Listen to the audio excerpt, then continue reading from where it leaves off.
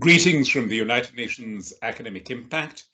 Thank you for joining us from so many parts of the world for this digital dialogue in the context of countering racism through education. We started this series of webinars over the past year in 2020 in the context of the 75th anniversary of the United Nations. And now that we're in 2021, we have reformatted these into a digital dialogue.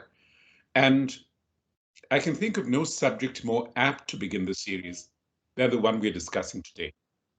Because even though the United Nations celebrated its 75th anniversary last year, its beginnings in 1945 were far from propitious. It had the resolve, it had the will, it had the ambition, but it also had members among it who were completely oblivious to the spirit and purpose of the Charter. Notably, South Africa, one of the founding members of the United Nations, which continued to oppress not only its Black majority, but others in the country whom it gave the label colored. It occupied the neighboring country of Namibia, and in every sense was all that the United Nations was not meant to be. So in that sense, I would say that 2021 is probably a better augury for commemorating its 75th anniversary, because it was on the 22nd of June, 1946, that the issue of racism, particularly racism in South Africa, came to the fore before the United Nations General Assembly. The process was slow, the process was arduous, but eventually we got there. And in that struggle against racism, against apartheid, few could be said to have been more pivotal than the global academic community. In his message for the International Day Against Racism, Secretary General Antonio Guterres says, "The attitudes and behavior of young people will dictate the future and the look of our societies. And so I appeal to young people everywhere, as well as educators, which is so many of you, and leaders, to teach the world that all people are born equal. Supremacy is an evil lie."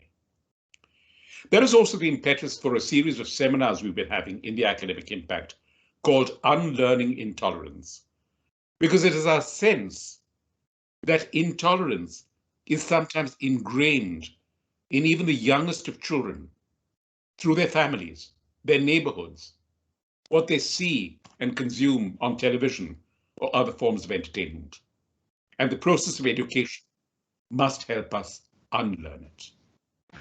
We look forward to an animated, purposeful, and above all, forward-looking conversation this morning. And we'd like to begin with a video which Talita will show you.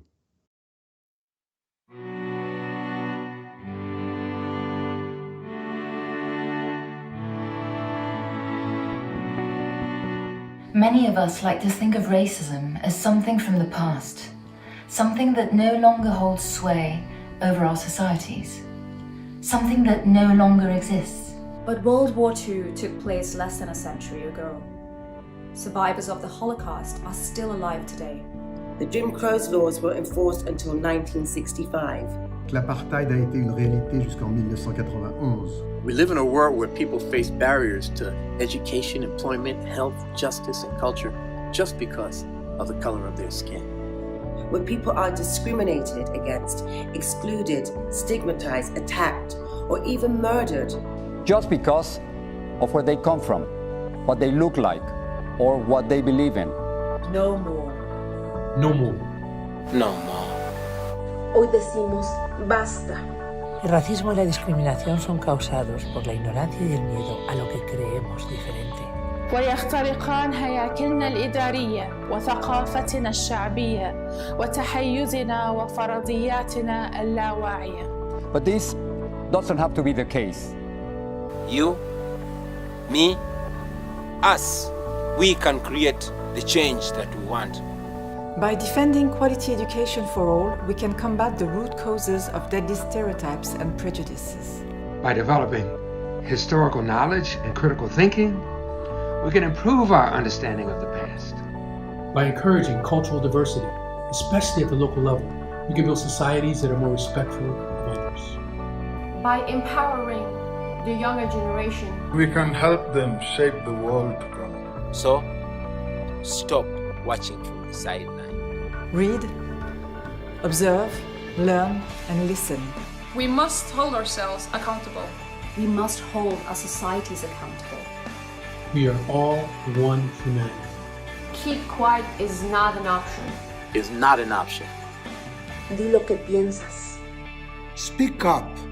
Speak up. Take action. Take action. Take action.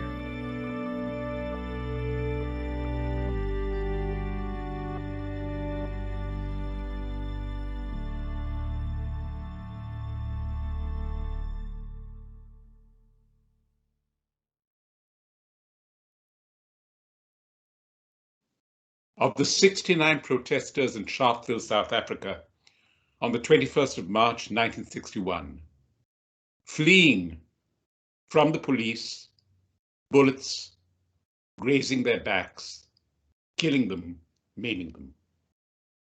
That is the image which sears with us today. I'd now like to begin our conversation. May I request those of you who are not actually speaking to please put off your cameras and your microphones to conserve the bandwidth, and we look forward to engaging conversation. I would request the participants who are speaking to keep their remarks as concise and brief as possible so that we can have a discussion.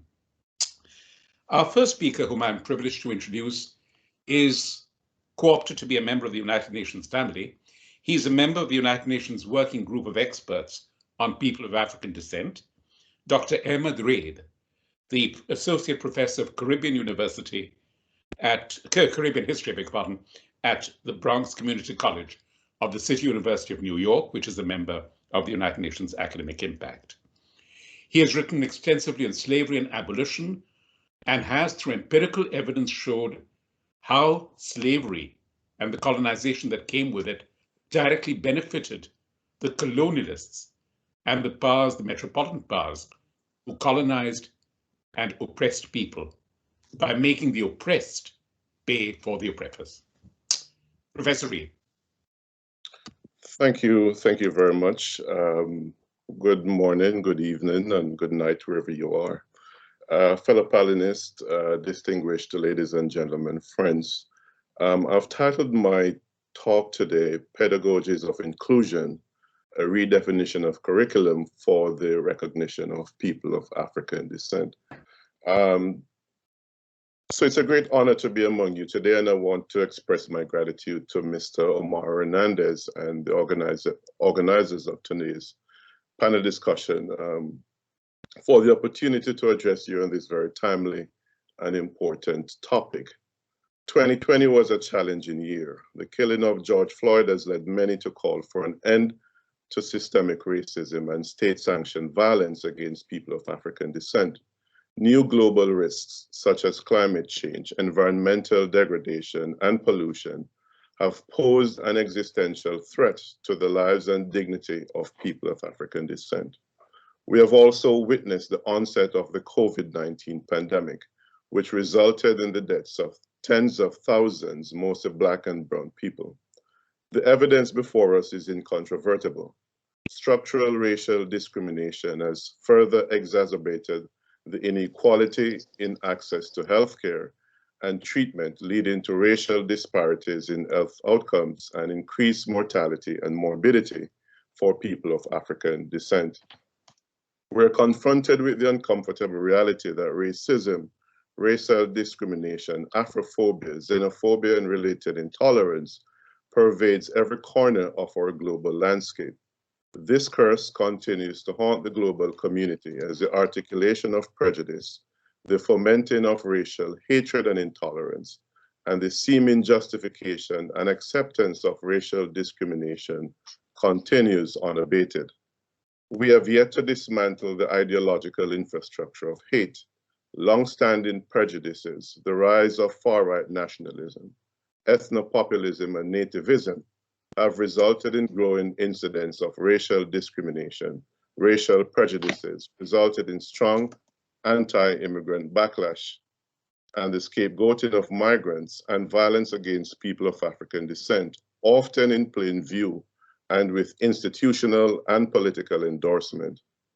Racism, it seems, pervades all aspects of people of African descent lives, from segregated schools to sports arenas, from gentrification and displacement to public service work.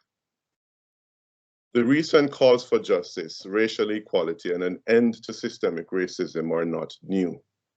What the events of 2020 have proven more than anything else is that the arc of injustice towards people of African descent is long and extremely painful.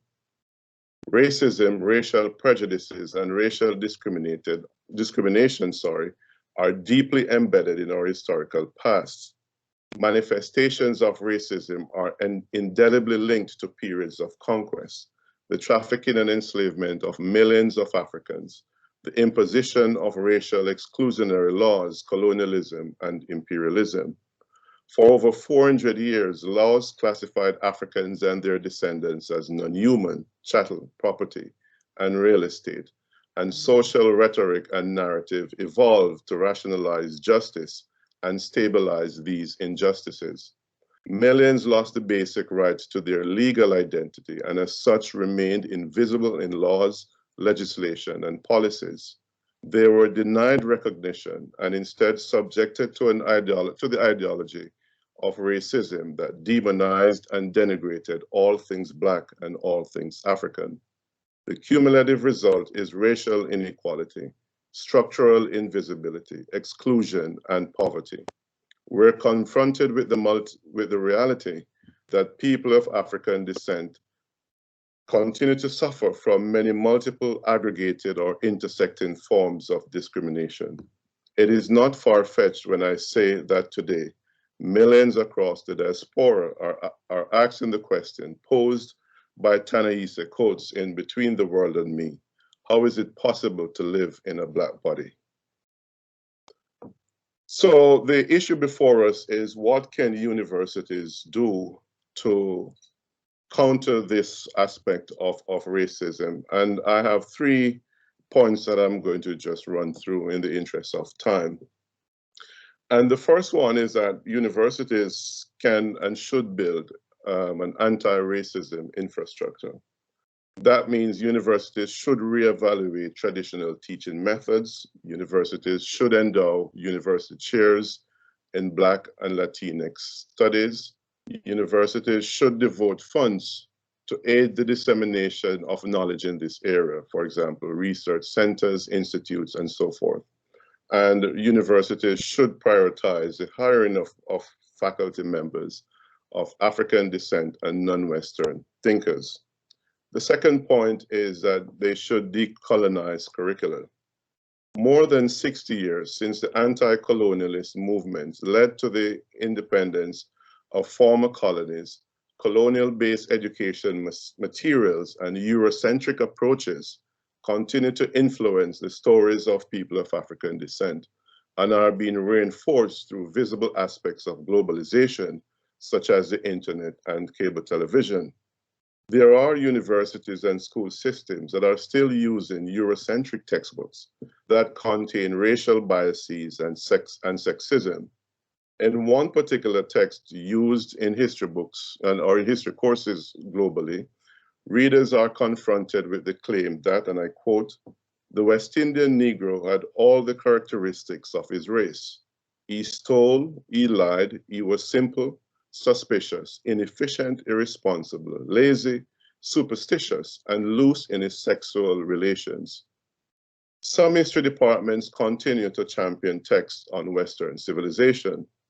The imperative today is for us to identify and use strategies to counter these racist and sexist texts that perpetuate these myths.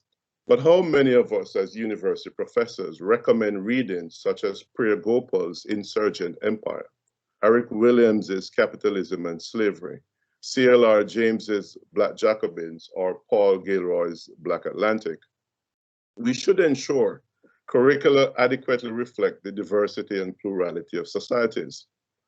To reduce the stigma of Black underachievement, we must promote a pedagogy and educational materials that ensure that the history of people of African descent is preserved.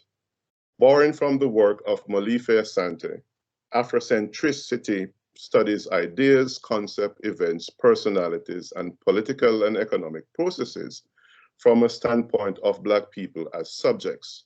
Therefore, Africans and people of African ancestry should be viewed as agents and actors in human history, rather than bystanders on the margins periphery of civilization.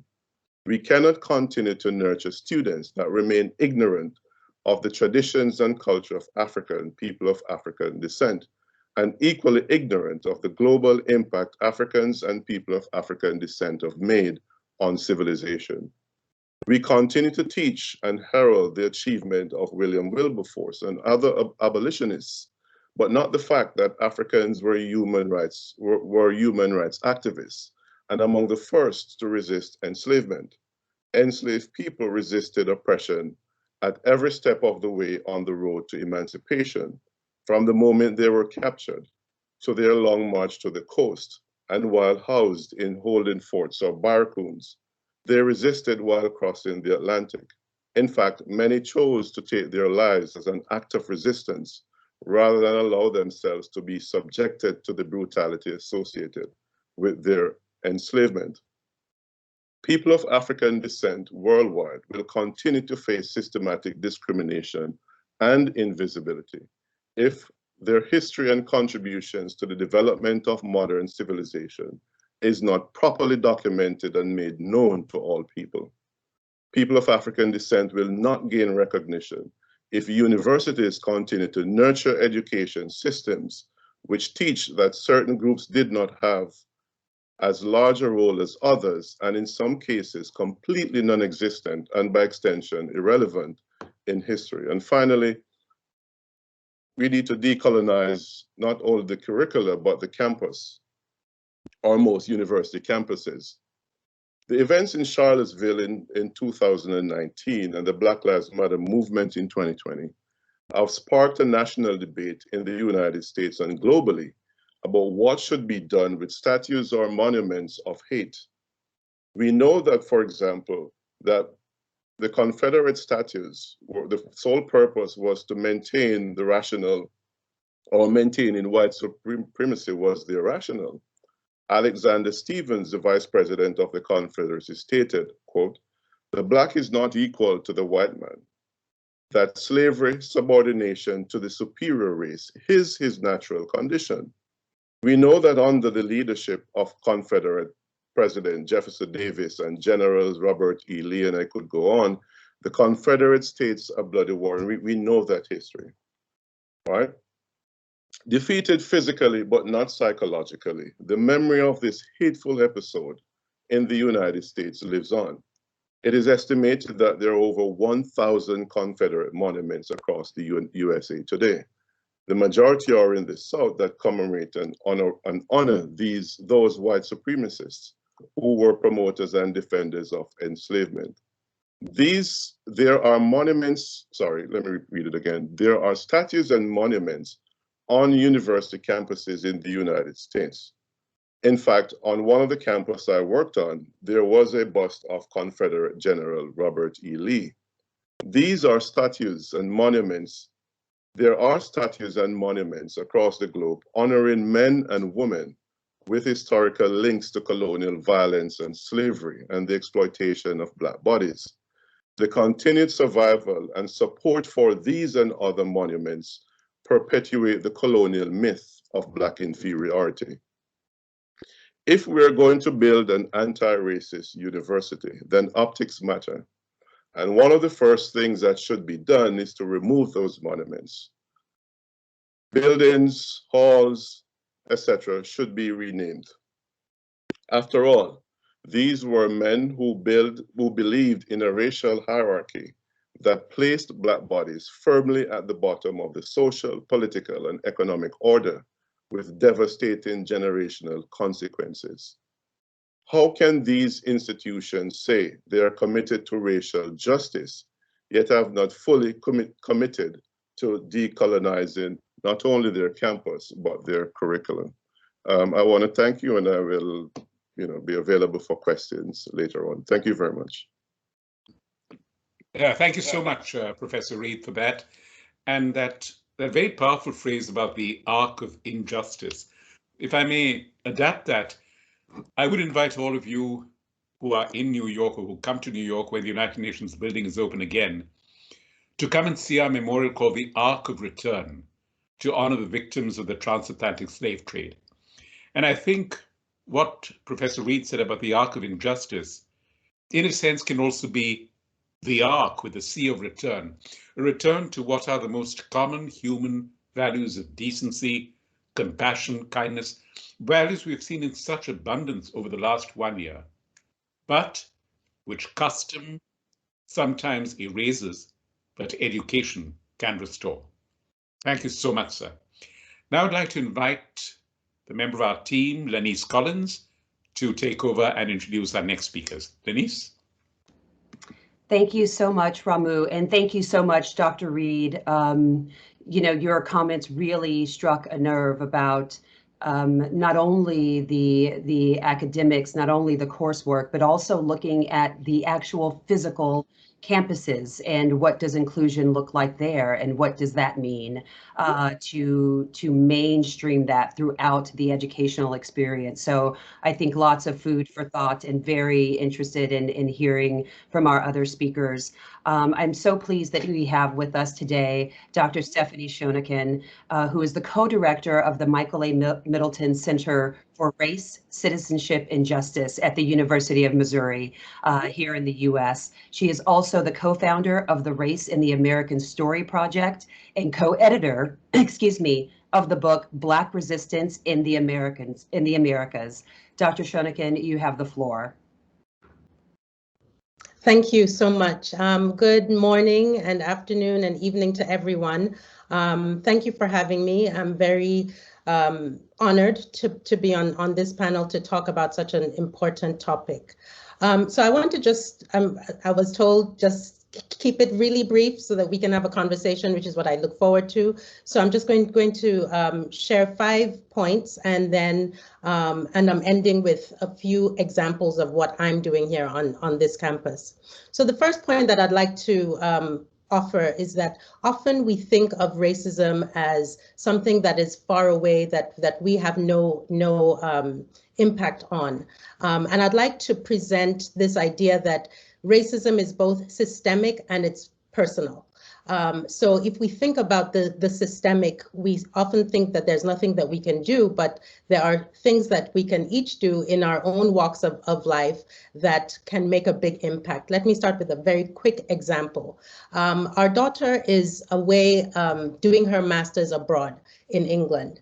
When she got there, she was trying to open a bank account, and she was unable to open a bank account because during COVID, the only way to open a bank account is that you have to take a picture of yourself and upload it to the bank's website. She took a picture of herself many times, 10, 12 times, and still her application was rejected. The reason why it was rejected, she found out, is that the picture was too dark, that they could not make out her features. She's my daughter. So she went to the bank and tried to see if they would look at her passport and open it that way. And they said the only way that it can be opened is through this system. And if the system cannot see your picture, you cannot open a bank account. So what is she doing? She has to now she has to use her US bank account, which charges her fees to use her bank account in England. All her classmates who are white did not have this problem. They all were able to open their bank accounts immediately.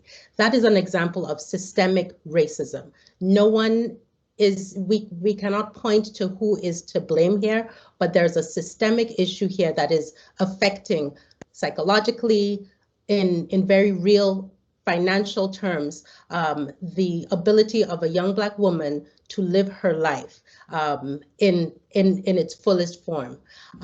However, when she went to the bank with her passport, could someone have stepped up and said, this is an issue, let's fix it? So here we see an example of racism in play in 2021 on both the systemic and the self. In 2015 at the University of Missouri, we had a significant movement where young Black students and faculty and staff were reeling after the killing of Mike Brown just 2 hours away in St. Louis. But also many times Black students would walk on our campus and be called the N-word and things like that. I found that my colleagues who were white, my neighbors, my friends in book clubs could not understand what Black students were talking about when they were protesting on our campus. And I started thinking, what's a good way to help them understand empathy? And I landed on the metaphor of sunscreen, sunburns. I grew up in West Africa in the hot sun, and I never used sunscreen. But I will not question my white friends if they have to use sunscreen. If they are in pain from sunburn, I'm not going to question that. I will just believe them and let them have their sunscreen, give them help. And so I've used that metaphor many times to try and get people to understand, if you're not a person of color, you may not understand fully, but please understand when people of color tell you what they're going through. And if you would like to see more on that metaphor, I did a TED Talk. Just Google Stephanie Shonekan SPF WTF, because that's one way of turning the tables and seeing how to get in someone else's shoes. My third point is that I've noticed that the only way that people can start joining as allies and as people who are working against racism and other isms, xenophobia, is proximity. A lot of people that I've met who are not folks of color have said they either had a roommate, a spouse, a friend who was Black, and they suddenly finally saw what the issues were. So I never ask folks to go and find a new Black best friend. That's terrible. But you can get close to the issue if you read, if you watch movies, if you listen to music. I'm an ethnomusicologist, so I would always advocate for music as a really great way of understanding what Black people are going through. Fourth point is that all these things that we're talking about are constructs. They are societal constructs that are created, man-made by society, whether it's in South Africa, whether it's in the United States, Brazil, wherever it is created by people to establish hierarchies of power. And so the only way of fighting back against that, the only way of uprooting that is to, first of all, get close to it. And then secondly, the arts, the humanities, and the social sciences. These are the fields that help us understand fully what is going on. So we're talking about Black studies, African American studies, African studies. We're talking about sociology, psychology. Those are the fields. Too many of our countries in the United Nations focus on STEM only. STEM is great, we need it, but we also need to focus and highlight and spotlight the humanities, the social sciences, and the arts. And then finally, a few things that I have been working on my campus at the University of Missouri is I teach a class, for example, called Introduction to Soul and Country Music that allows us, all our students to come in and think about soul music and country music and understand that they're coming from different angles, but there is a way that we can sit down and respect each other and consider the roots of where this music comes from and what this music tells us about who we are. I have also started a leadership study group called Higher Ground at Mizzou, because a lot of the things that the first speaker talked about, I so agree on, and most of those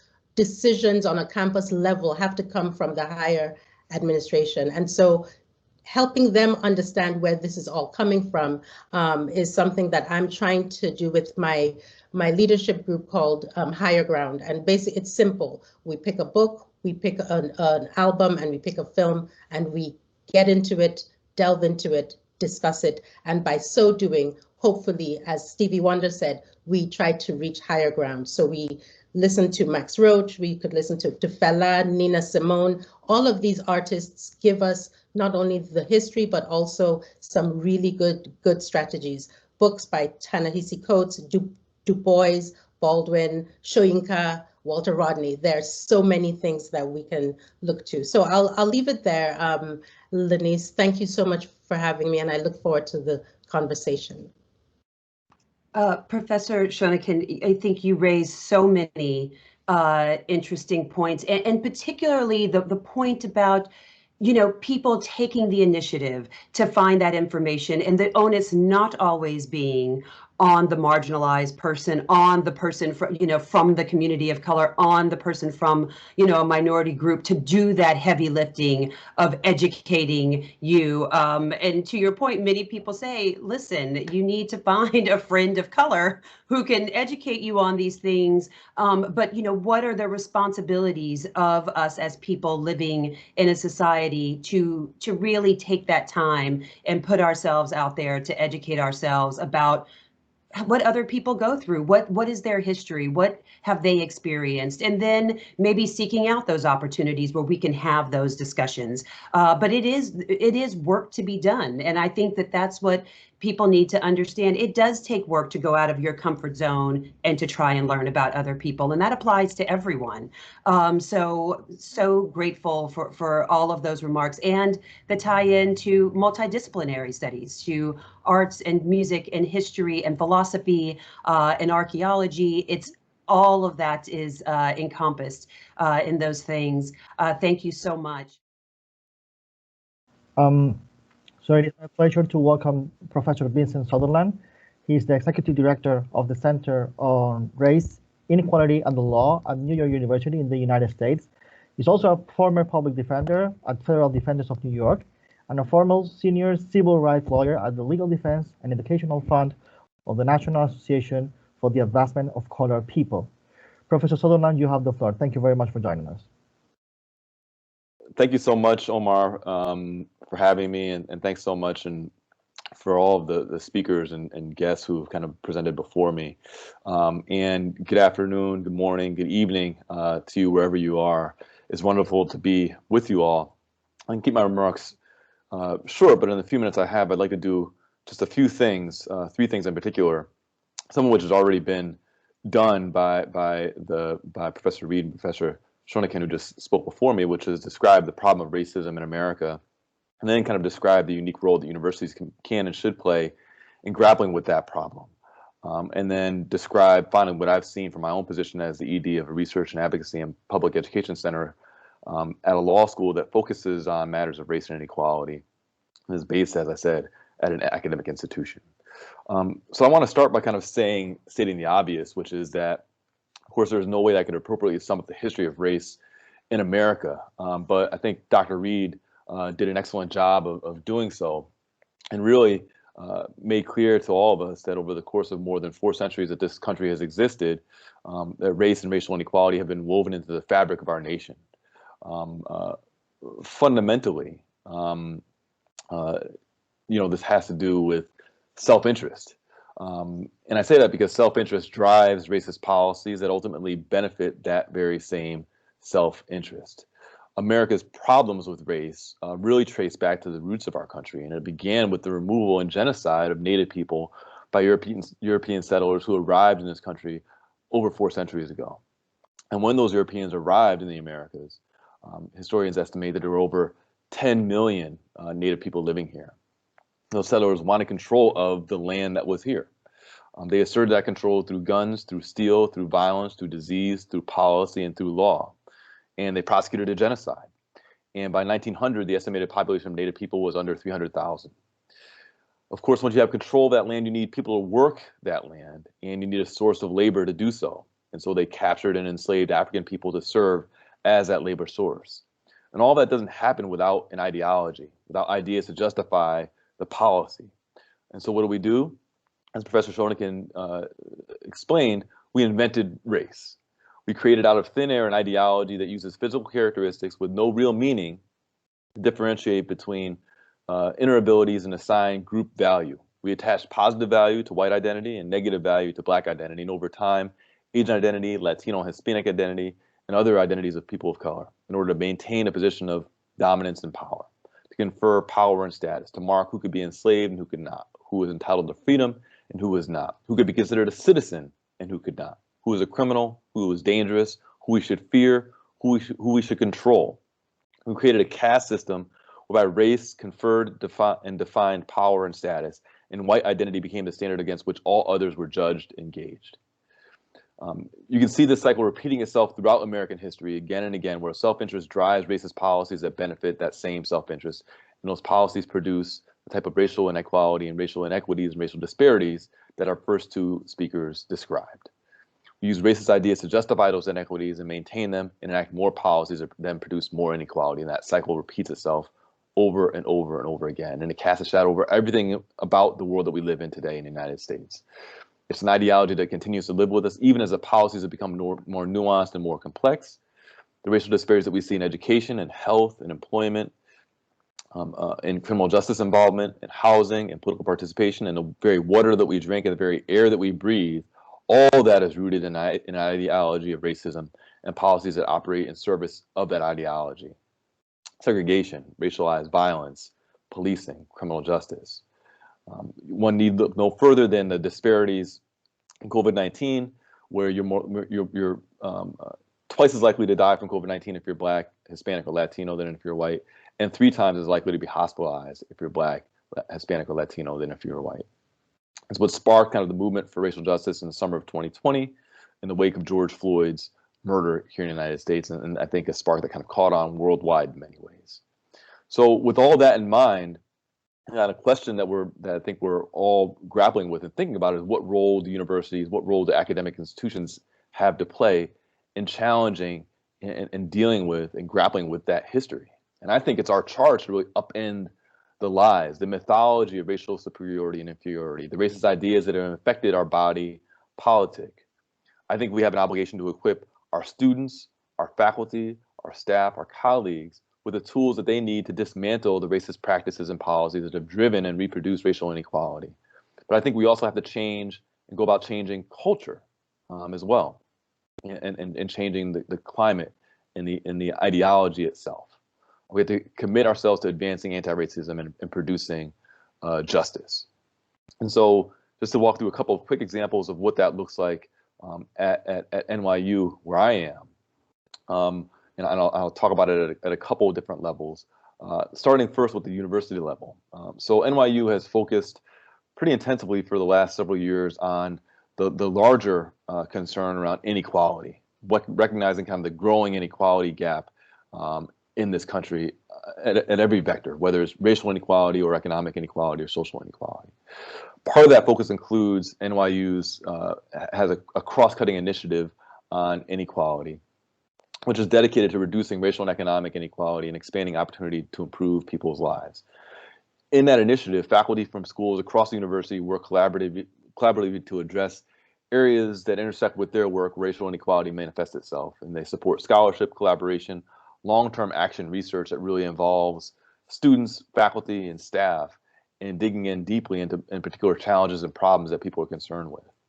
An example of that is a working group that I'm a part of, this Blueprints for Progressive Change in Juvenile Justice, which really focuses on the racial inequality that we see in the juvenile justice system and tries to eliminate racial disparities and the social inequalities that arise using innovative, multidisciplinary, and responsive solutions that bridge education, mental health, public safety, child welfare, and the law, and racial justice. So you have people from the School of Education, people from the School of Social Work, people from the medical school, folks with expertise in a range of areas, all focused on dealing with and grappling with the racial inequality that permeates the juvenile justice system. part of that work has included developing guidance for stakeholders and communities who are going through the juvenile justice system and interacting with the juvenile justice system, the system where youth are prosecuted. Some of it involves raising kind of basic consciousness and awareness about the racial inequality in the juvenile justice system itself. Part of it is thinking through the ways that education can be disrupted when kids are pulled into the criminal legal system, into the juvenile justice system, and trying to ensure that they are able to leave that system, continuing to thrive and continuing to live their lives with dignity, and disrupting the kind of cycle of racial inequality and racial violence that our carceral system often visits upon communities of color. At the law school, and this is at another level, the law school was created over the last couple of years, specifically in 2017, the Center on Diversity, Inclusion, and Belonging, and the Center on Race and Equality in the Law, which is the center that I'm the executive director of. These are academic centers that serve as hubs to focus on issues of diversity, inclusion, and belonging, and on issues of race and inequality. My center uses public education, litigation, and advocacy to confront the past, present, and future of race in America. And we work in areas of criminal justice, technology, and community equity and community justice.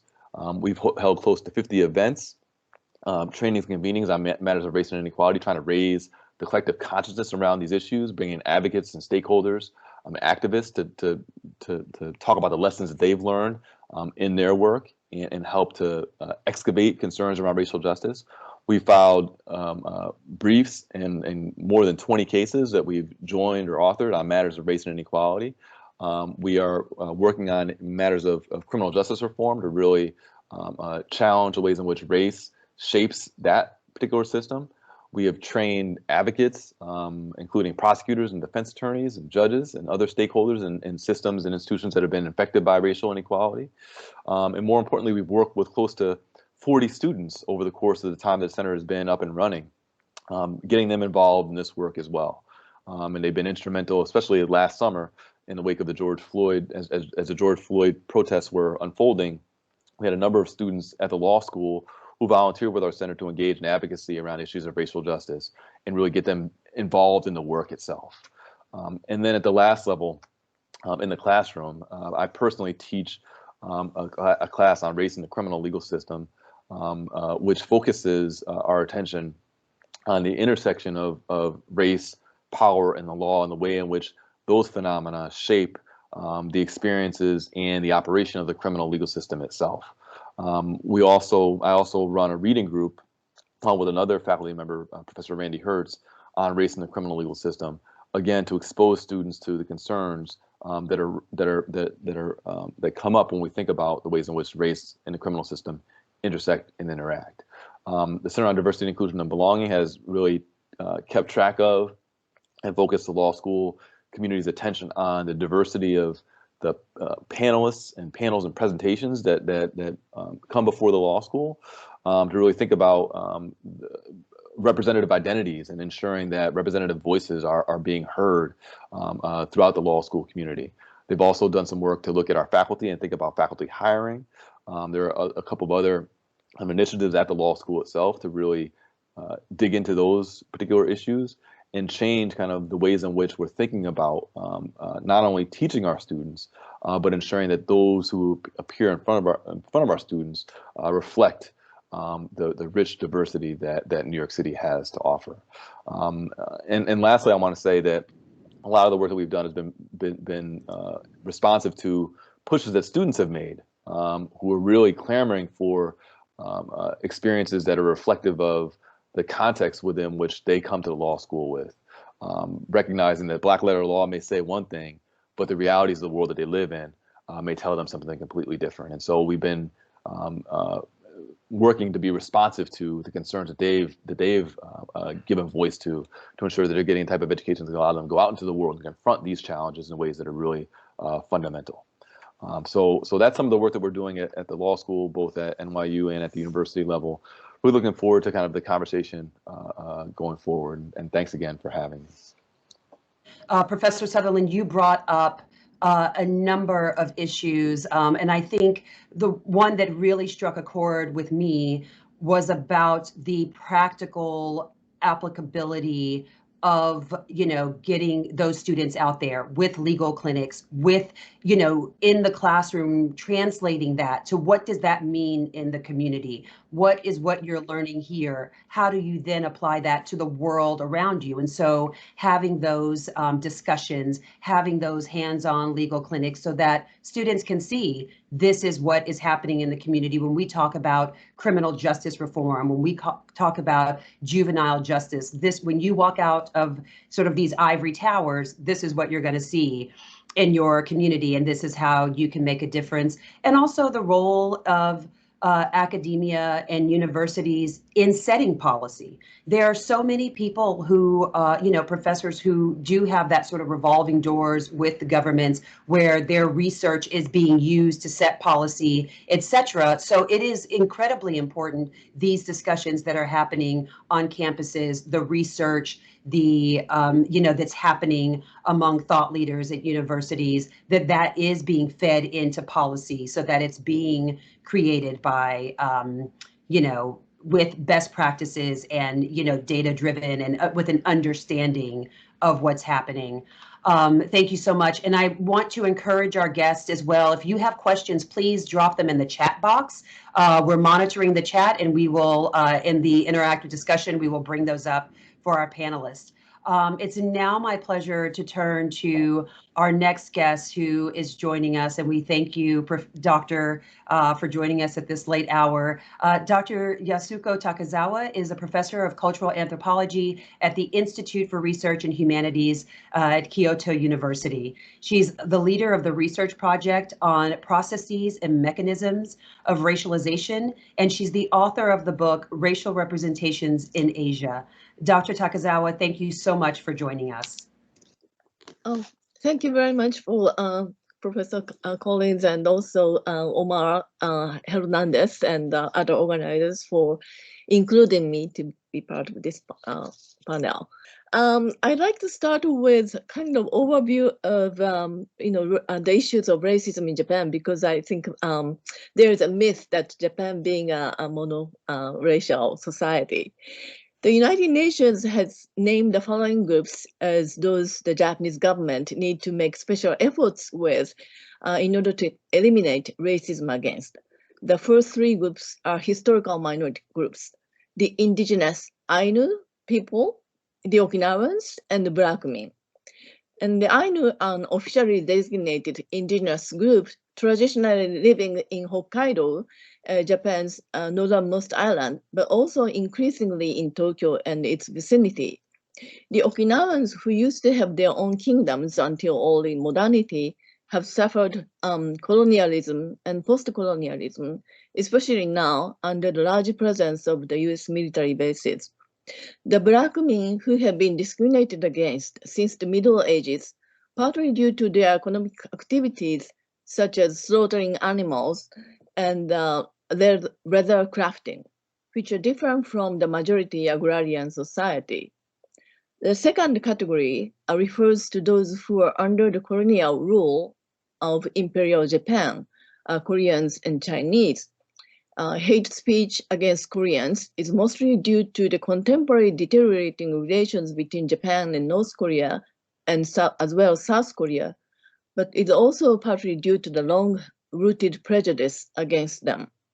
The third group is migrant workers from foreign countries, especially since 1990, when the Immigration Act was revised. The law was further revised 2 years ago to welcome what they call specified skilled workers, the extension of technical intern trainees, that's the term they use, because of the labor shortage caused by the population shrinking. The new law has enabled those in category 2 to bring their families and gain permanent residency after 3 years. So this has led to drastic changes in the composition of foreign nationals in Japan. 10 years ago, the largest group was Korean, followed by Chinese, then Brazilians. Now the order is Chinese, Koreans, and Vietnamese. People from Southeast Asia and South Asia, namely Vietnam and Philippines and Nepal, are drastically increasing, while Koreans are decreasing due to their aging and naturalization into Japanese. The Japanese census does not collect data on ethnic or racial background, only nationality. And according to the latest data, those with foreign nationality comprise 2.3% of the entire population. This is still small compared to most Western countries, but it is notable that nowadays, even in small towns and villages throughout Japan, where aging and labor shortage is more acute than it is in urban cities, you see these Vietnamese, Filipinos, and other non-Japanese who are supporting agriculture, fisheries, or elderly care. And the next point I'd like to move is, I think, I'd like to draw attention to the issue of race-based microaggressions in Japan, as this is not addressed nor recognized as other types of discriminations I mentioned. The percentage of international marriage in Japan is about little about 3%. And this is the only clue to estimate the percentage of those with mixed heritage. And among the students, I see, and every year, there are more and more students of mixed background. The marriage between naturalized Koreans or any other people with overseas roots and Japanese not counted in international marriage rate. And Naomi Osaka, of course, is a good example of such international marriage. She's a Japanese national with a Haitian American father and a Japanese mother.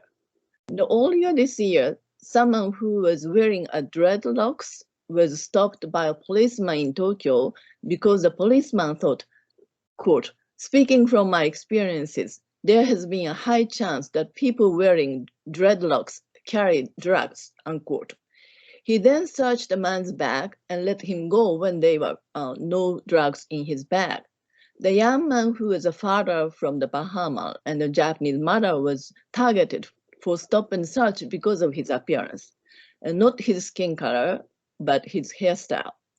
The general understanding of what racism has been so narrow, something that refers to police brutality, American slavery, or apartheid in South Africa, so that the situation like this, when there was no mention of the man's skin color or blackness, it faces more challenges to be understood as racial profiling. At Kyoto University, the university I'm teaching, there's a course for fresh students on human rights, prejudice, discrimination, and human rights. And but I really think it should be more compulsory for all students. And in Japan, there's a council.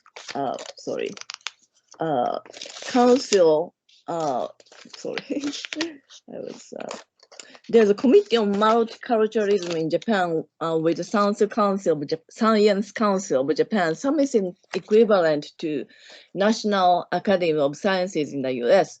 I happen to be the chair of the committee.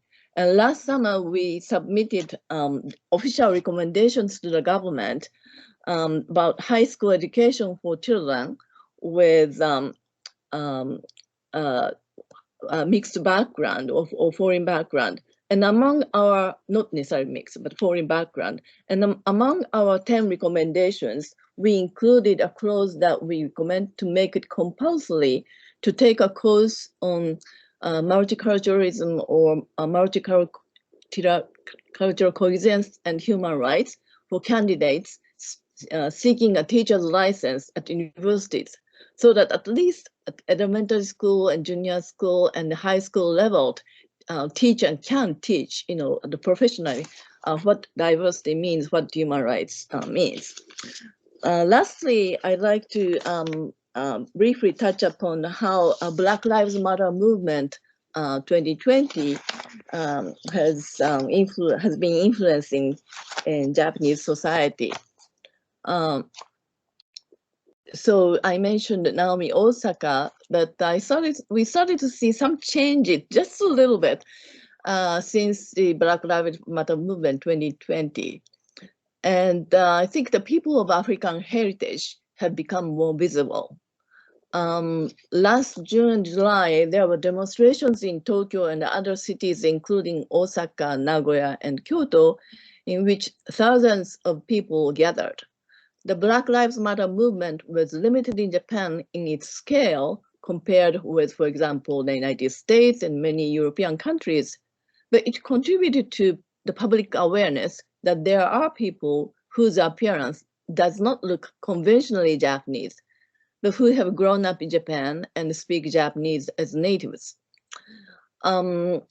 And I think that Naomi Osaka was one of those who had great influence in relating the Black Lives Matter movement 2020 to her Japanese fans and Japanese society at large.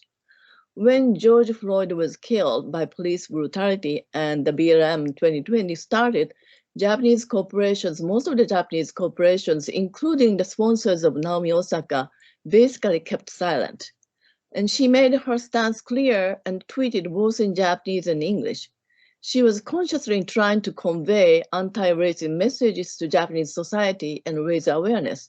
At the beginning, there was a debate whether celebrities speaking on political issues were doing so out of turn and out of their depths, particularly as this is not part of society's tradition in Japan.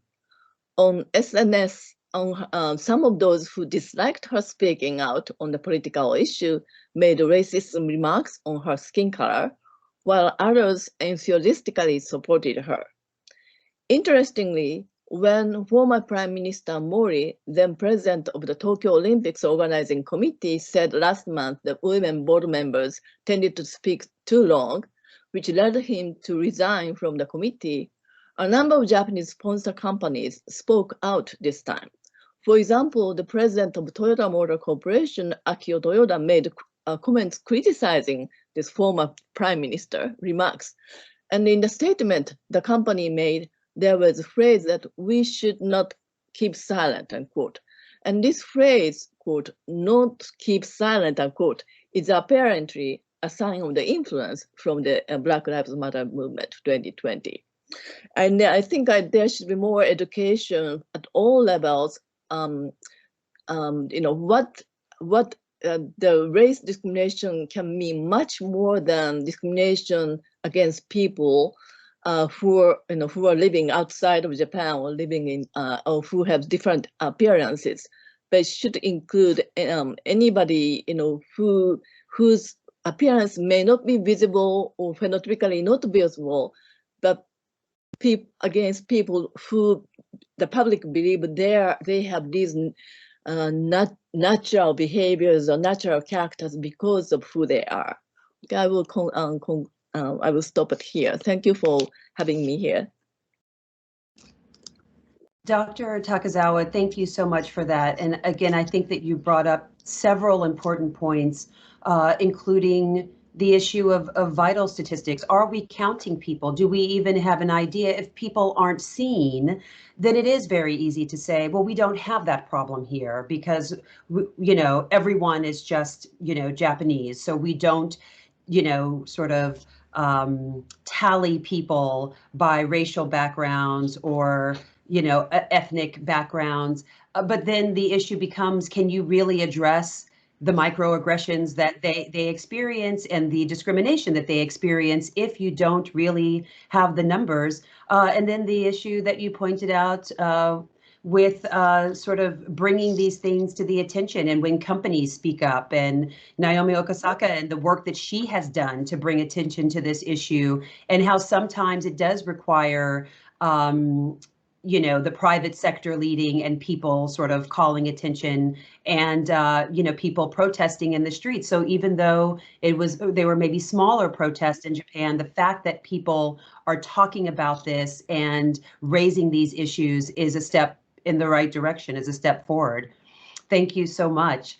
I'd now like to invite to the conversation Dr. Federico Navarrete, who's a professor of the seminar Thinking Against Racism at the National Autonomous University of Mexico. He is also a member of the Network for Interdisciplinary Research on Identities, Racism, and Xenophobia in Latin America, and he is the author of the book Racist Mexico, A Complaint. Dr. Navarrete, thank you so much for joining us. Well, good morning. Can you hear me correctly? Well, yes, we can hear you and see you. Yes, thank you. I am really honored to be in this panel with such excellent presenters and to take part in this initiative by the UN. And coming from Mexico, I will speak about my own country and a bit more generally about Latin America. And I would like to start referring to what my colleague mentioned about Japan. For a long time, racism in Latin America has not been acknowledged as such. Basically because there is a myth which is believed, there is this conception that Latin American countries are mestizo countries. That means that their populations are racially mixed, coming from European, indigenous, and African origins.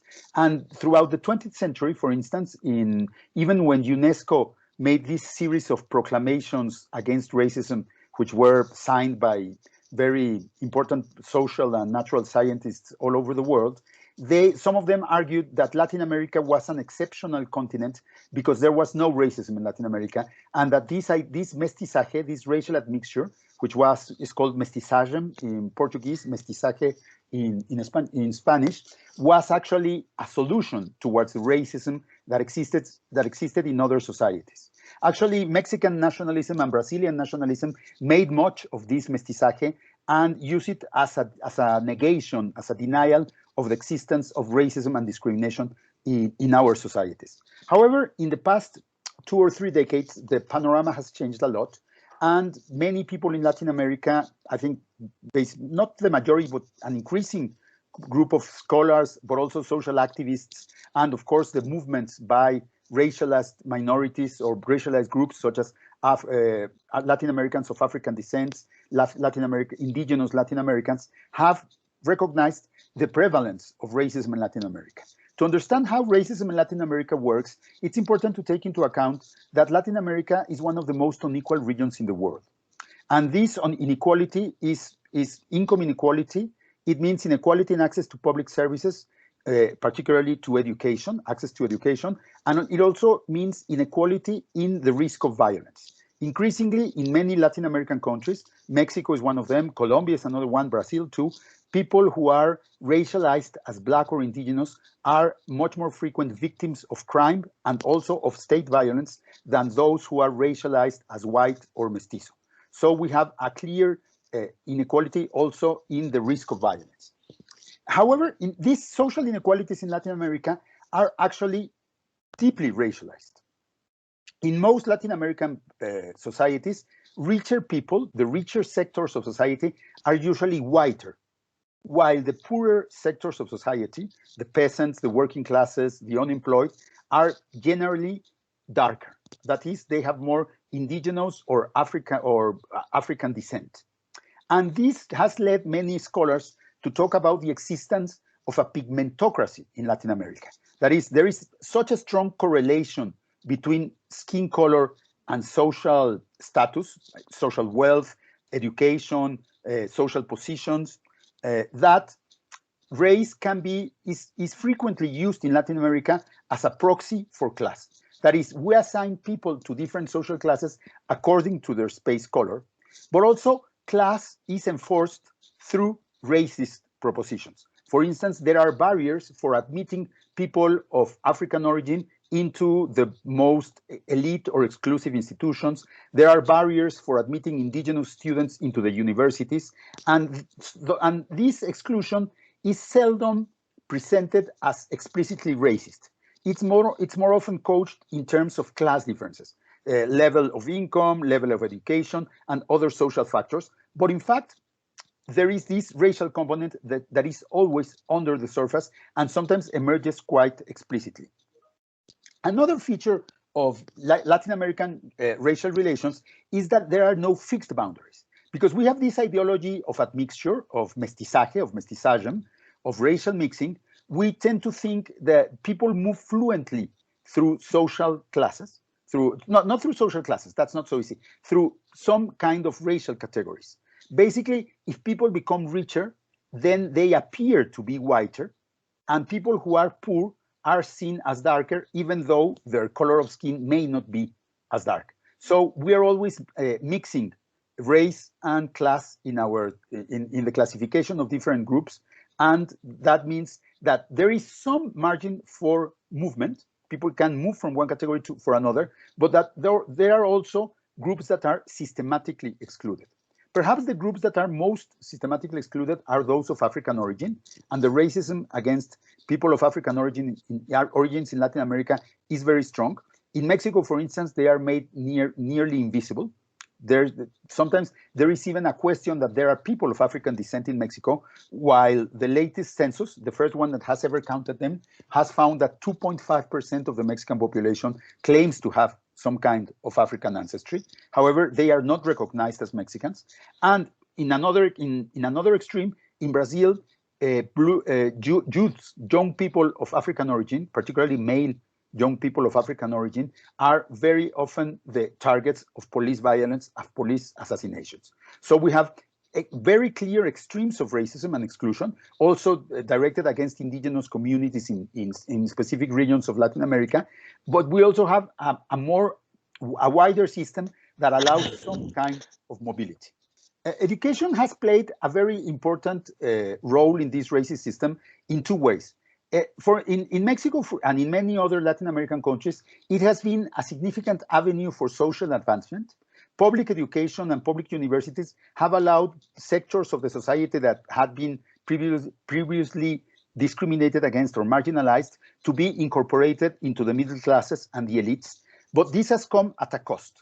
It has come at the cost of their renouncing their previous identities and adopting the dominant mestizo identity, which is basically a form of whiteness. Because it's mestizo identities in Latin America, even though they claim some African or indigenous origin, they actually favor Western culture, the Spanish or Portuguese language, Catholic Christian religions, and modernity defined in a very white way. So mestizaje in Latin America is actually a form of whiteness. And so public education and public universities have been very important instruments in whitening the population, in making these cultural transformations and making people renounce their indigenous or African American identities. Also, recently, this avenue of social advancement, however, has been weakened because there is an increasing stratification in education, which reflects the increasing stratification in all social sectors of Latin America. And it means basically a separation between private educational systems, which are favored by the middle classes and which are, in general, whiter, and the public system, which has a lower quality and which is used by all the other groups. So, in a way, class status is very much linked to education and the elite and the participation in the private or the public system of education. And this has become this inequality has become even worse with COVID, with the impact of COVID-19, because public education, all education has been online and remote in most of Latin America for the past year, and the differences between the private schools, which have, even though they are facing a significant challenge, have much better tools and capabilities to carry out a relatively successful online remote education. Public education basically has none of these tools and very reduced capabilities. So educational inequality in Latin America has increased dramatically in the past year, I think that even counteracting the very small advancements that have been made in inclusion in the past 2 or 3 decades, they have been wiped away by this brutal inequality produced by online education. So I think that this happens from elementary school to the universities. When I teach at the university in Mexico, which is a public school, the National University is a public school, I see clearly the difference between my students which come from less privileged backgrounds and which have much more trouble to engage in online education because they're facing economic pressures because of the crisis. They are facing illnesses. Actually, half of my students have lost a close relative in the past 3 or 4 months, and they lack the proper equipment, the proper computers, and the proper bandwidth access, broadband access, and the spaces, even the physical spaces to study properly. So I think that if education had been traditionally a way to stratify our society, it has this characteristic has become even more marked in the past years. I think that in facing this situation and in face of the apparent prolongation of the epidemic and of the crisis we are facing, we need to move very fast to democratizing online education. And that means subsidizing access to equipment and better conditioned study for less privileged students, and making proactive ways of integrating these less privileged students into the university. But it also means reopening the institutions as soon as possible. However, I think that this is an opportunity to reopen our universities in a new way, not in order to replicate the ancient order, which already excluded students of color, but to make our institutions more democratic in this new way. There are 2 main policies in Latin America now that seem to point to this more integrated education. There is a policy of quotas in the Brazilian educational system, in the higher education in Brazil, that reserves places for people that have socioeconomic disadvantages and that are of indigenous or African origin. And in the past decade, this policy has transformed many of the public universities in Brazil and has made them much more representative of the population as a whole. And in Mexico, the alternative that's been proposed by the government is to create a new network of universities which will not be centralized in the cities, which will be located throughout the country, and particularly in the poorest regions of the country, and which will offer access to higher education for the people living there. These new universities are proposed as a social alternative to the public system and to the private system that already exists. But the risk here is that it may become a 2-tier system, with the traditional universities occupying the privileged position and the new universities, Benito Juárez universities they are called, in the name of a very important president from the 19th century.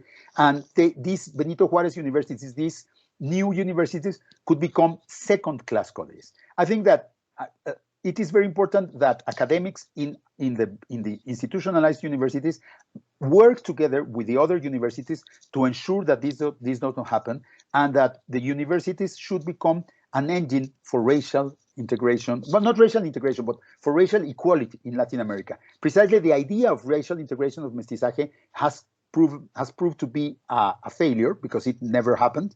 And what we need to acknowledge is the deep social and racial disparities in our region, and the fact that universities must work very hard to counteract them. Well, thank you very much. We thank you very much, Dr. Navarrete, for your presentation and for telling us about the realities of racism in Latin America, particularly in your country of origin, Mexico, and the critical importance of higher education, not only to teach about racism, but also to integrate and to foster racial inclusion, while also addressing the inequalities that are present across the region. And now it's my privilege to present the last speaker of our panel, of our webinar of today, Dr. Rachel Sharples.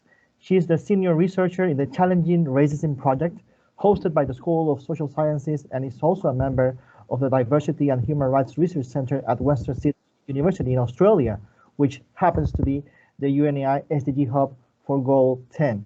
She's also the author of the book Spaces for Solidarity. Dr. Sharples, you have the floor. Thank you, Omar. I hope everyone can hear me and see me okay. Yeah. I also apologise. We're having a bit of an El Nino event in Sydney at the moment, and the rain is quite intense. So if there's a bit of background noise, my apologies.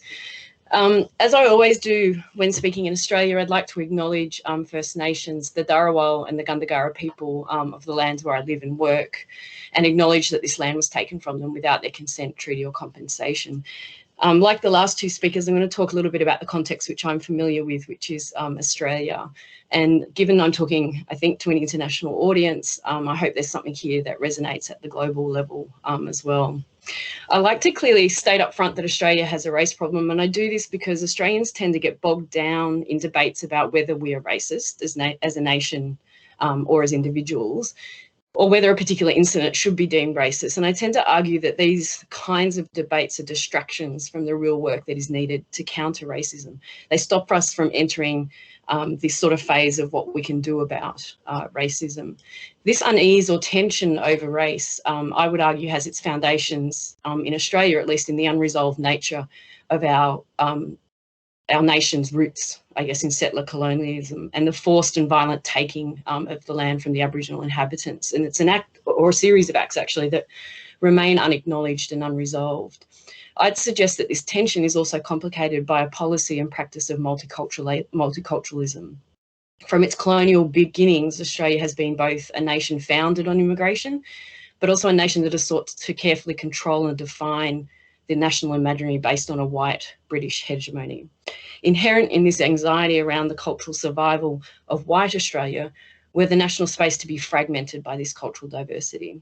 So this is predicated, I think, on a multiculturalism that equates to negative outcomes. So diversity weakens the nation rather than building and strengthening it.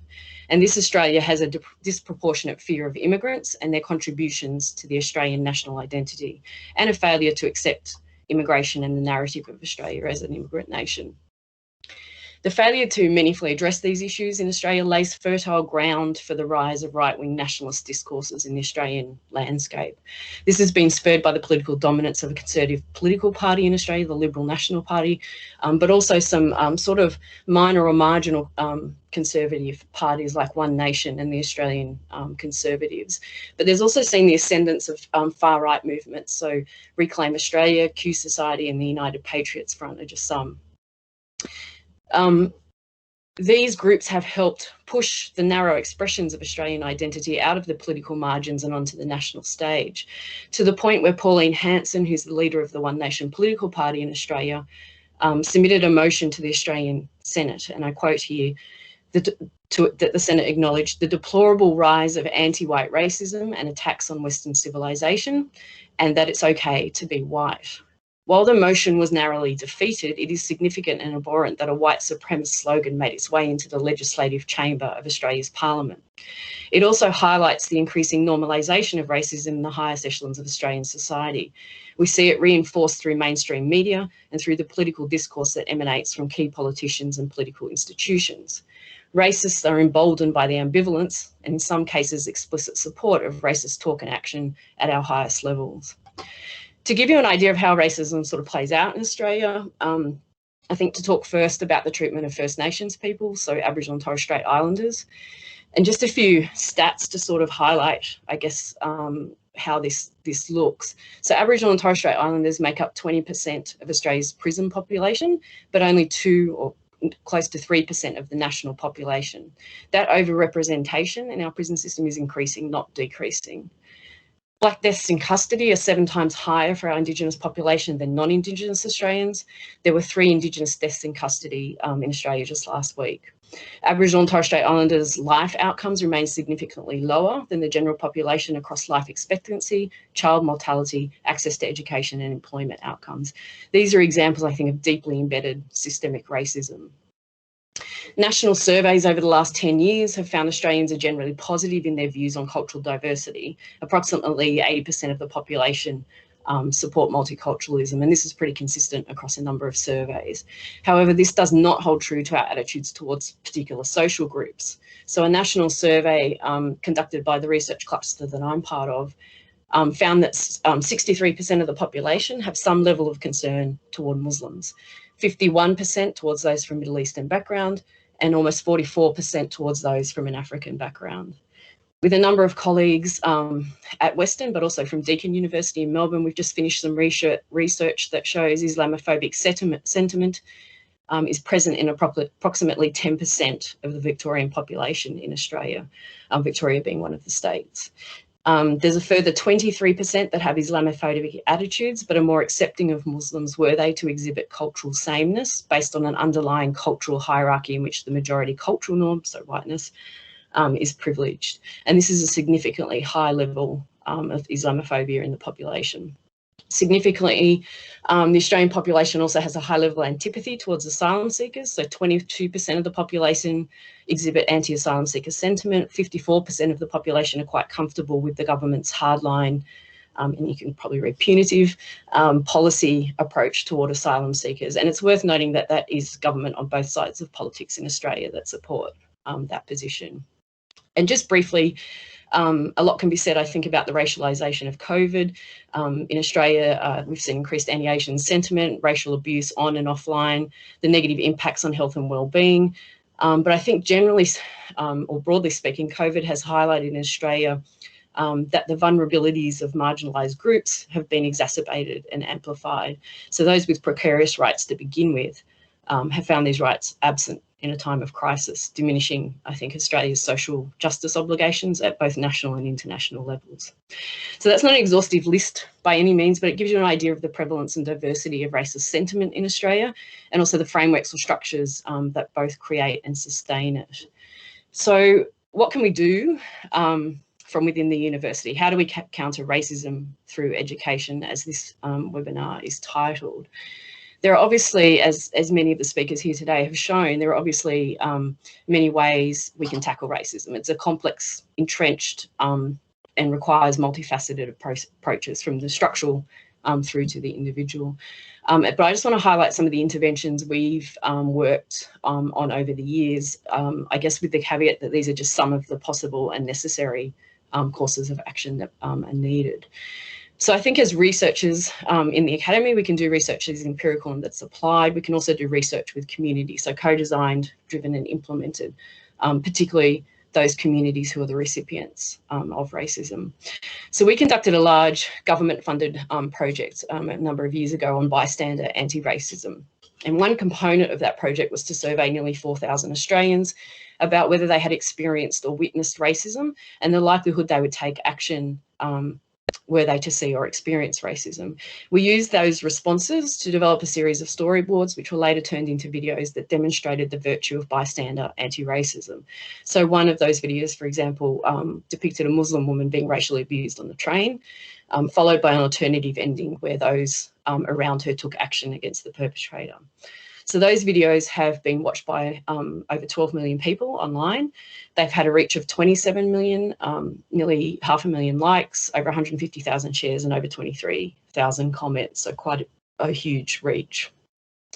We did some follow-up research on that looked at the reach and impact of these videos, and they showed, that follow-up showed the positive impacts of such anti-racism interventions. So people who watched the video were less likely to express anti-Muslim sentiment and were more likely to take anti-racist action. They were more likely to know that they should report incidents to authorities and were more likely to do so as well. What this type of research, I think, partially does is it sets the norms of what is acceptable behaviour in a society. So racism must be called out, action taken to dismantle it, and anti-racism modelled and championed across all sectors of society, but especially from those in positions of power. So our leaders, our public commentators, and our media, for example. And the last example, just briefly around the work that I want to do, going back to research I mentioned earlier about how we were measuring this Islamophobia sentiment in the population. Part of that research actually segmented the population into 5 groups when it comes to understanding Islamophobia sentiment. We then made recommendations for types of interventions that could counter Islamophobia specific to the drivers and characteristics of each of those groups.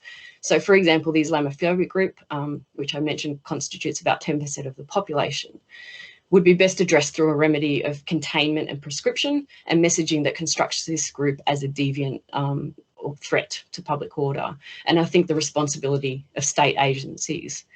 The progressives with concerns about Muslims, which make up about 32% of the population, would benefit from a better and more sensible public discourse around Muslims and Islam.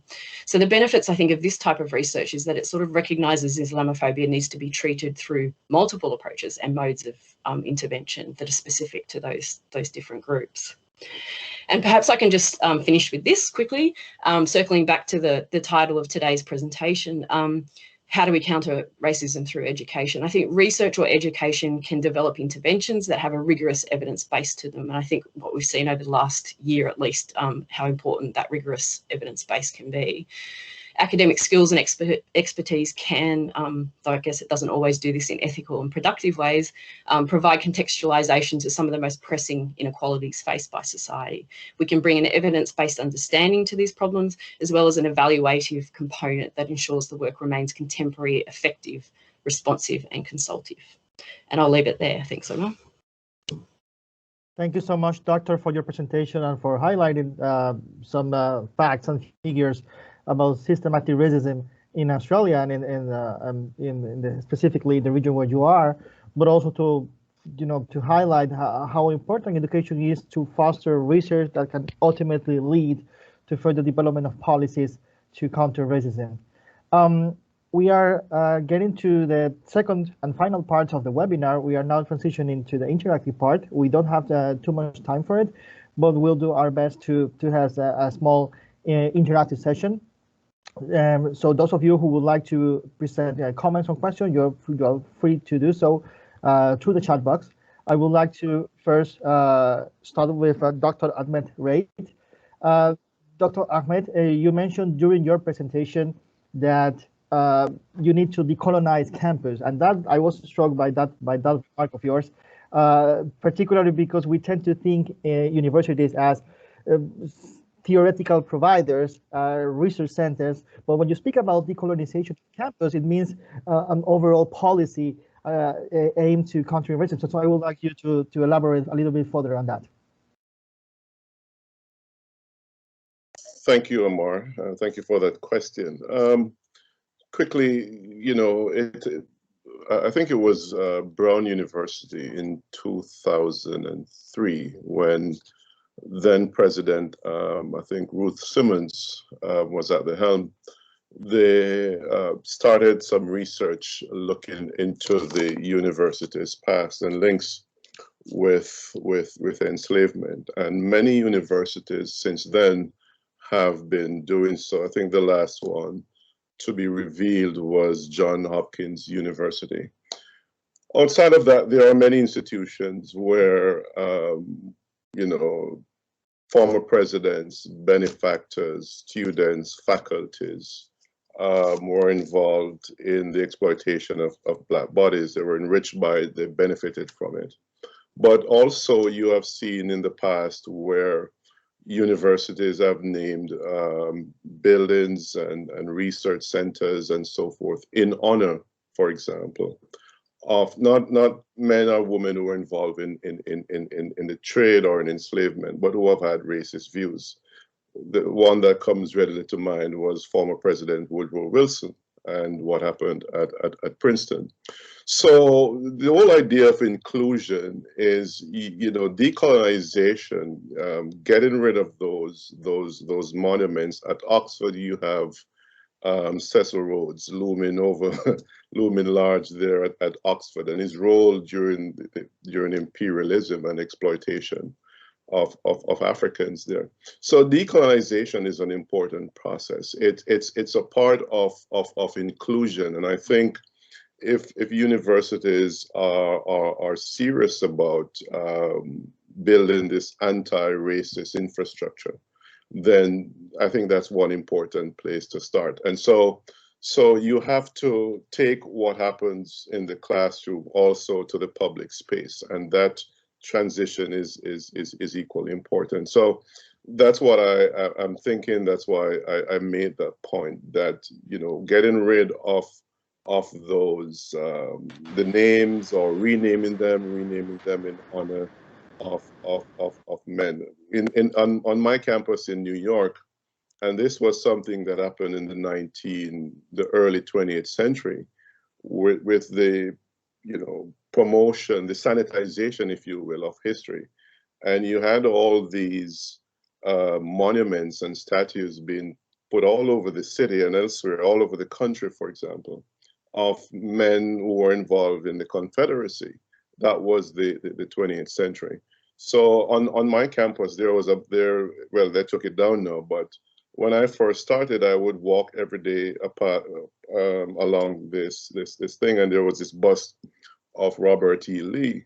Now, that is not inclusive. And what kind of message does that send to Black and brown students? in this. The same way many of us were, you know, when we saw the images of the Confederate flag in the U.S. Capitol, the revulsion of seeing that. That is how, you know, students, sometimes my student would come and say, why is that statue there? And so if we're going to be an inclusive institution and in academia broadly, if we're promoting diversity and inclusion, then I think that is something that we should start with. Thank you very much indeed. Professor Southerland, we have a couple of questions for you. Let me try to summarize them to the extent possible.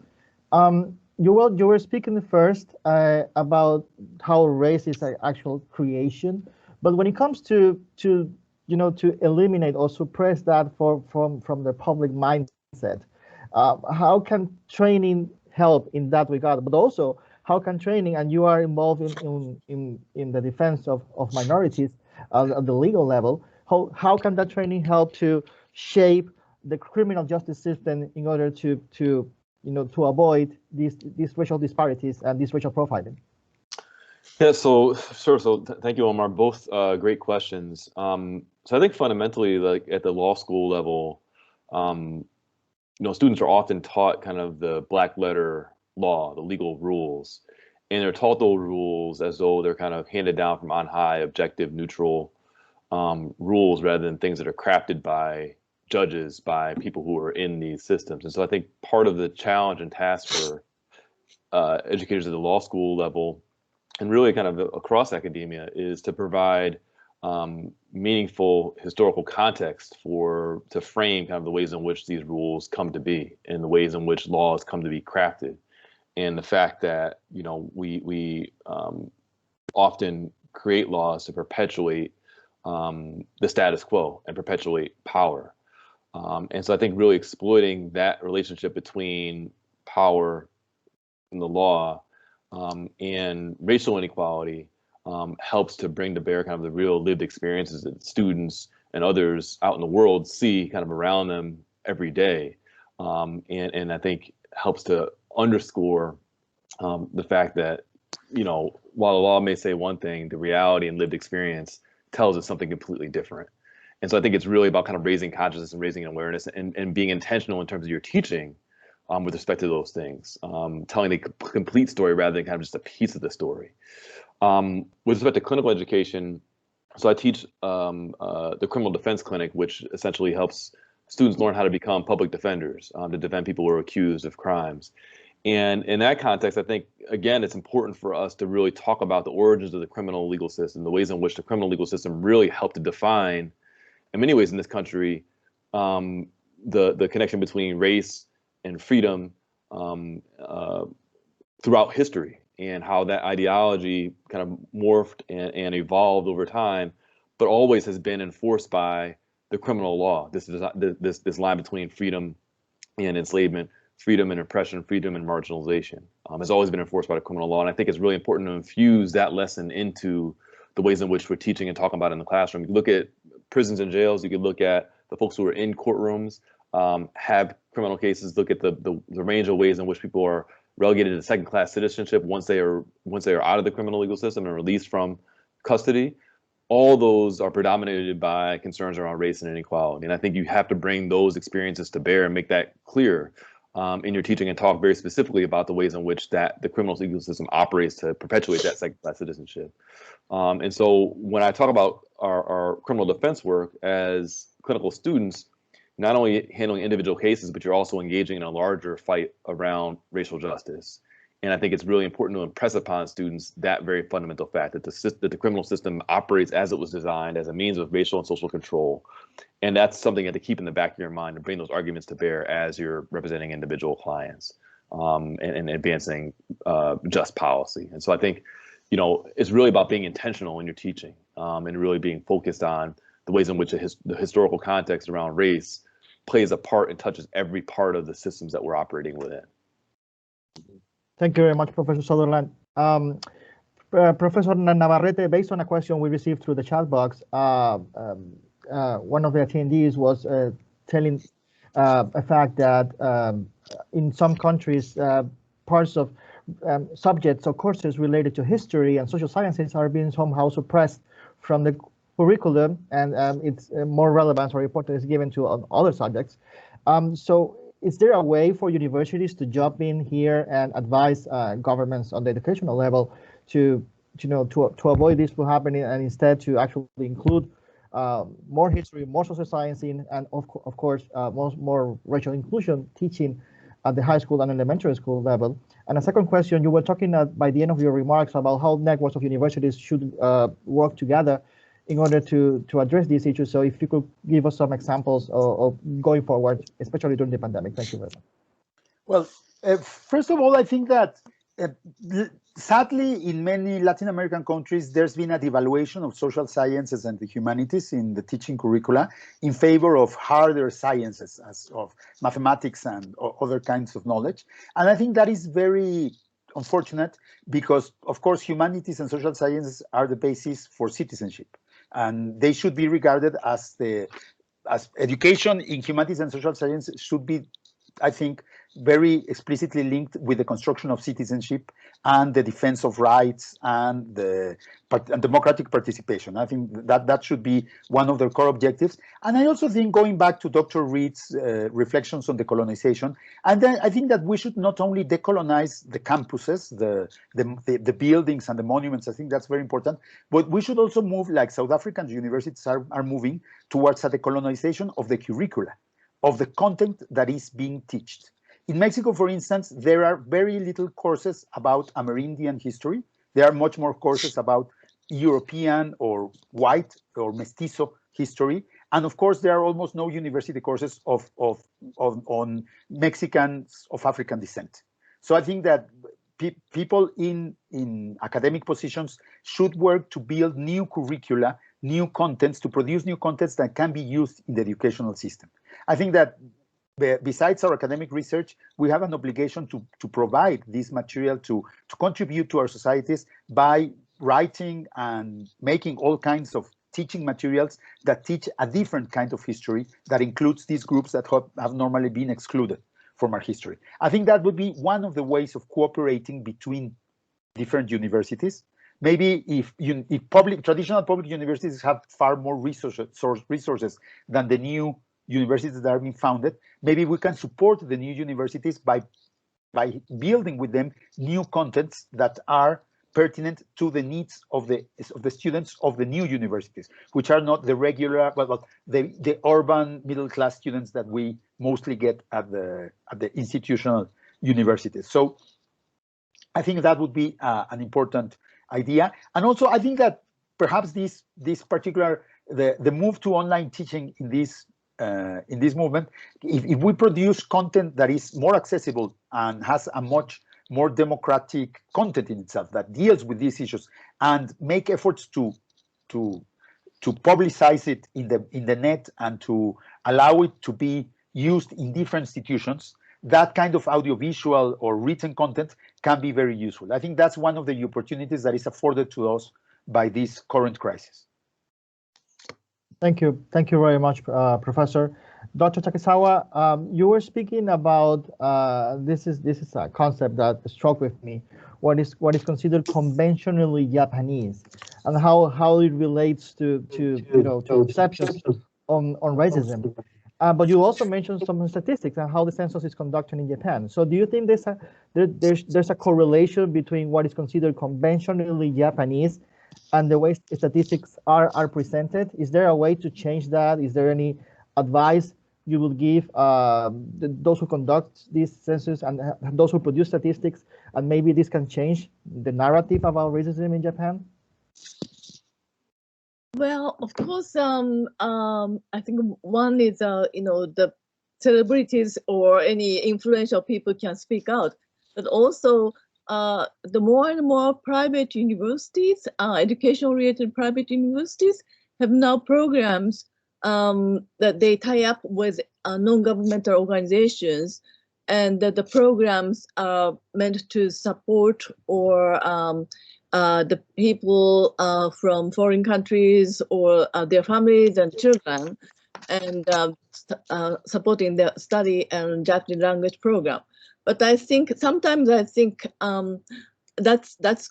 that's good. They would have opportunities to get exposed to people with different backgrounds. But I think sometimes higher education, we have to change higher education, but sometimes I think it might be a little too late. The students can, some students can change their minds, but it may not necessarily that effective to other students. So I think it's really important to start education from the very beginning, from the elementary level, junior high school and high school. And in the case of Japan, I think we really need a kind of reader or subtext book, which tells why this group are here, why Koreans are here, why Chinese are here, why Brazilians are here, and how they have contributed or how they are contributing to society. It's not just one way, but we are, it's not just those who need help, but they are helping. That kind of we're living together, and also they should learn the history of this racialization and discrimination that dominant Japanese have done in the past. Thank you very much, Dr. Sharples. You were mentioning by the end of the remarks how a video can be used in this anti-racism initiatives carried out both on campus and off campus. Is there a way to share some best practices among universities and higher education institutions on how to use audiovisual material, social media, and so on for this purpose?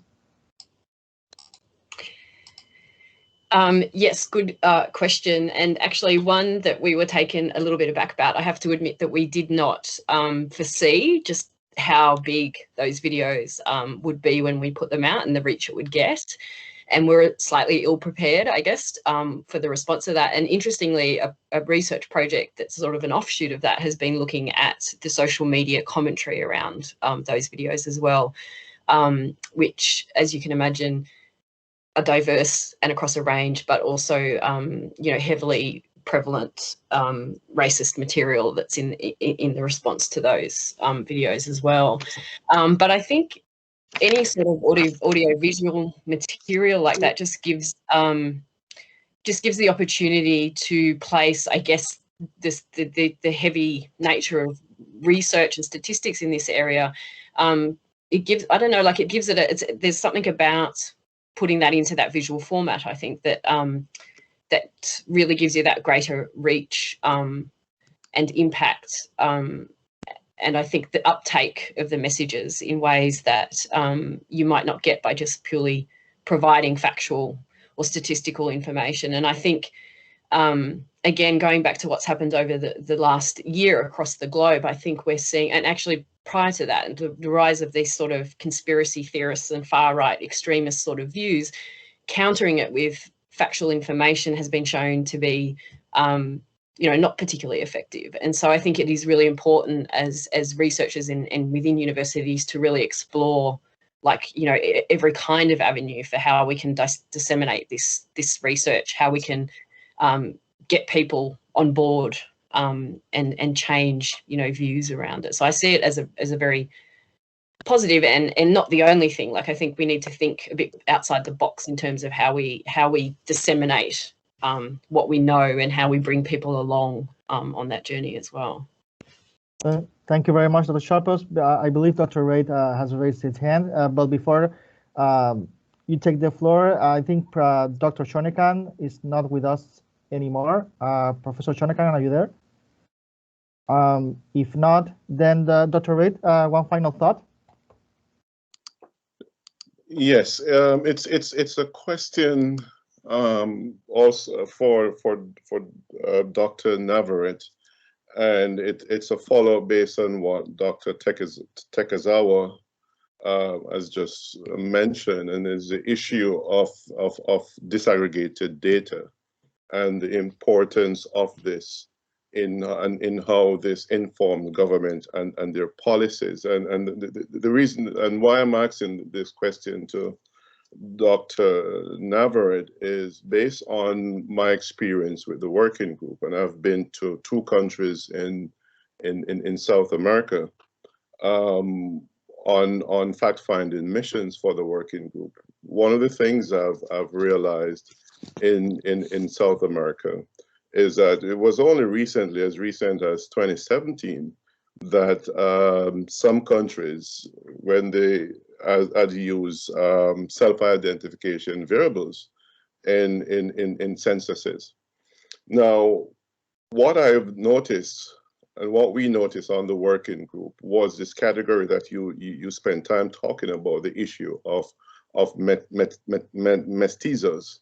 So my question to you is, how does this category mask or supplants racial identity?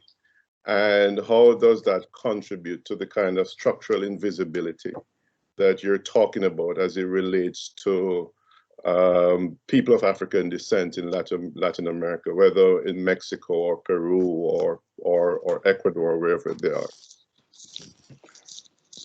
Well, I think that is a very good question. And I think that's one of the main problems we are facing in Latin America when we try to address these issues of racism. Mestizaje, historically, the idea of race mixing as nation building, because it was associated with the consolidation of the nation states in Latin America, was a way of erasing precisely the belonging to those groups. So mestizos were expected to somehow forget, erase, or ignore their previous roots, their indigenous or African origins, and to stress their belonging to the new collective of the mestizo population, of the mixed race population. So part of this erasure was the reluctance of the government, of many governments, to actually count the different groups of the population. Because we were all supposed to be mestizos, there was no point in finding out how many people were of African origins or how many people were indigenous. And so there has never been a systematic classification in most Latin American countries.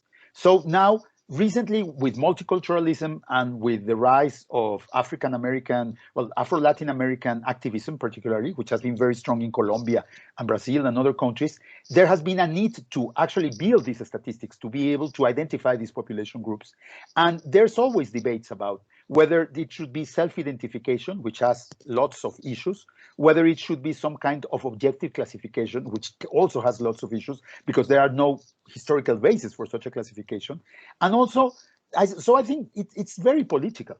In a way, the people who were identified as Mexicans of African origin in the census are mostly people who have become aware of their origin and who are actually making a political statement about their origin. Of course, there are many more people of African descent in Mexico, but those wouldn't reply to that self-identification question because they don't have this baggage. They have a different attitude. Some of them don't want to remember that they are of African origin because that's usually associated with racism and discrimination. So I think scholars who deal with racism in Latin America spend hours and hours precisely discussing the methodologies and the ethical problems of racially identifying these groups that are the victims of racism in society. So it's a very big issue in Latin America, and there's even books and publications about it. So I think that's one of our main one of the main arenas in which the racial will play out is precisely in these classifications. How can we make them, and more precisely, what can we do with them? I mean, because there's no point in building these classifications if they are not part of an anti-racist agenda. Otherwise, they could become new instruments for discrimination and exclusion. So it's a very delicate issue. Yeah. Thanks. Thank you very much, Dr. Navarrete, for your response, and Dr. Reid for raising the question. Unfortunately, we have run out of time. I know there are plenty of questions, but since we have to come to an end, I will give the floor now to Ramu Damodaran, Chief of the United Nations Academic Impact. Thank you so much, Omar. I owe all of you both a heartfelt expression of gratitude and an apology. Gratitude because our very distinguished panel has been with us, some of them at very odd hours of night, purely for their interest in this cause without any recompense, apart from the thrill of being with each other and with all of us in a cause that all of us believe in. And my apologies for the technical glitches which interrupted this program. but I think the substance of what you communicated has helped us overcome that. I think the one lesson that I have certainly learned from this is the many, many images of racism. The image of invisibility, which Dr. Reid said, the idea of an anti-racism infrastructure, a decolonized curriculum, a decolonized campus, the idea, the image of multiculturalism, which Dr. Sharp has brought through so eloquently, the idea that Dr. Shonekan had of racism being both institutional and deeply personal, and the metaphor of using music as an instrument both of recognizing racism and in combating it. Dr. Southerland, the idea of racism and inequity as, in a sense, a mirror image of each other, and the idea of the conflict and tension between what is law and what is prescribed, and what is real and what is experienced.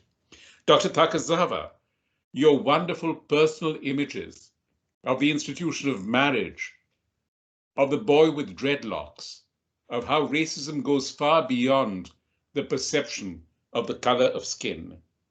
And Dr. Navarrete, including your most powerful intervention just now, but the idea of reconciling and in sometimes conflating racism, color, and class.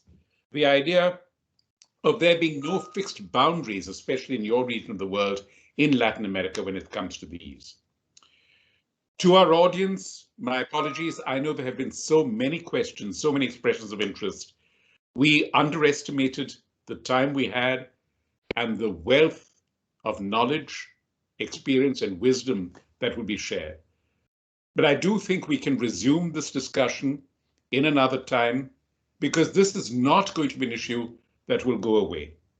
It has not gone away in the 75 years since the United Nations first considered it in 1946. That is our detriment. But in education, in the advocacy, each one of our panel, and if I may say so, each one of you in the audience have demonstrated, lies our hope. On behalf of our wonderful team of Lanice, Omar, Koske, Brenda, Talita, Emily, and Tess working on this, thank you for being with us. Have a wonderful weekend, and please stay in touch. Bye-bye. Thank you.